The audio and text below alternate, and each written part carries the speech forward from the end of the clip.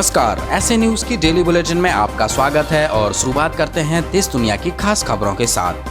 भारत सरकार ने चीन को दिया एक और करारा झटका। अब चीनी रंगीन टेलीविजन के आयात पर लगाया प्रतिबंध। उठाए गए कदम का उद्देश्य टेलीविजन के घरेलू विनिर्माण को बढ़ावा देना और चीनी जैसे देश के गैर जरूरी वस्तुओं के आयात को कम करना है। इंडस्ट्रीज के लिए ऑनलाइन भूमि बैंक लॉन्च करेगी सरकार। अब लोग गूगल अर्थ मैप के जरिए देख सकेंगे भूखंड। केंद्रीय मंत्री पीयूष गोयल ने किया ऐलान। कोरोना काल में उत्तराखंड के 8 IAS व 5 PCS अधिकारियों के हुए तबादले। वहीं उधम सिंह नगर के DM को बदलने के साथ त्रिवेंद्र सरकार ने किया बड़ा प्रशासनिक बदलाव। कर्नाटक में 24 घंटों में आए रिकॉर्ड 6128 नए केस। इसी के साथ राज्य में संक्रमितों का आंकड़ा हुआ 1,20,000 के पार। वहीं 46,000 से भी ज्यादा मरीज उपचार के बाद हुए स्वस्थ। राजस्थान के करौली में 12 साल के एक बच्चे को खींचकर नदी में ले गया मगरमच्छ। तट पर खड़े लोग बच्चे को बचाने के प्रयास करते रहे लेकिन रहे नाकामयाब। घटनास्थल पर 3 घंटे के बाद मिले बच्चे के अवशेष। बिहार के गांव में बाढ़ पीड़ितों की मदद करने पहुंचे जन अधिकारी पार्टी के नेता व पूर्व सांसद पप्पू यादव बाढ़ में ही फंसे, जिसके बाद ग्रामीणों की मदद से नेता की बाल बाल बची जान।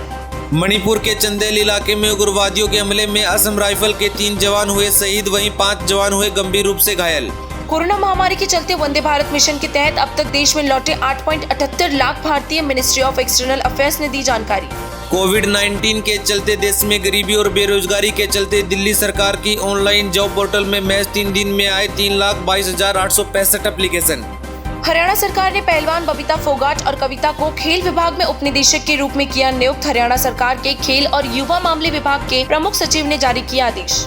सार्वजनिक क्षेत्र की REC power distribution limited company ने चीनी कंपनी को दिया बड़ा झटका। स्मार्ट मीटर परियोजना के तहत 1,55,000 स्मार्ट मीटर लगाने का ठेका किया रद्द। कोरोना के चलते अब तक देश में कुल 131 मेडिकल योद्धाओं ने दिया बलिदान। सरकार शहीद मेडिकल योद्धाओं को दे रही है 50 लाख रुपए की बीमा रकम। 6 महानगरों से कोलकाता की उड़ानों पर 15 अगस्त तक बढ़ी रोक। कोरोना संकट के कारण ममता सरकार ने लगाई रोक।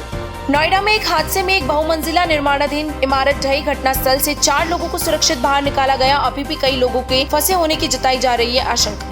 कोरोना के बढ़ते मामलों को देखते हुए पंजाब में अनलॉक 3 में भी नाइट कर्फ्यू रहेगा जारी। वहीं सिक्किम में 3 अगस्त तक रहेगा लॉकडाउन। इसी के साथ देश में कुल संक्रमितों की संख्या हुई 17 लाख के करीब।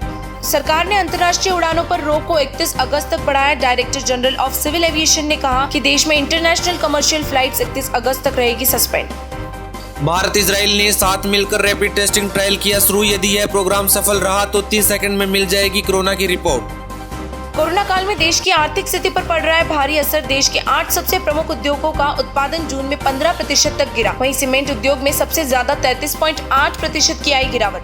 विश्व भर में विभिन्न जगहों पर हो रही है एंटी चाइना प्रदर्शन। एक तरफ जासूसी की वजह से अमेरिका ने चीन को कंसुलेट किया बंद, तो दूसरी तरफ ब्रिटेन ने 5G नेटवर्क से चीनी कंपनी ही हटा दी। वहीं भारत ने 106 ऐप्स को बैन करने के साथ अरबों रुपए की कई डील को किया रद्द। 2020 की पहली तिमाही में टाटा मोटर्स को 8,443 करोड़ और सन फार्मा को 1,655 करोड़ रुपयों का हुआ भारी घाटा। कोरोना महामारी और लॉकडाउन के चलते दोनों कंपनियों की रिटेलर और प्लांट बंद होने के कारण हुआ नुकसान। बकरी ईद के मौके पर सोशल मीडिया पर जानवरों की हत्या न हो, इसलिए जबरदस्त अभियान सा चला हुआ है। लोग कुरान का हवाला देते हुए लिख रहे हैं कि मांस खाना अल्लाह कबीर का आदेश नहीं है। ट्विटर पर हर रोज ट्रेंड करके लोग दावा कर रहे हैं कि कुरान, वेद और अन्य शास्त्रों का सही ज्ञान केवल बाखबर संत रामपाल जी महाराज के पास है। और अंत में आज का सवाल, अल्लाह कबीर ने कहा है कि हिंदू हो या मुसलमान, मांस खाने वाला प्रत्यक्ष राक्षस जान। फिर अल्लाह के नाम पर कुर्बानी क्यों? क्या ये गुमराह हैं? अपना जवाब हमें कमेंट बॉक्स में जरूर बताएं। धन्यवाद।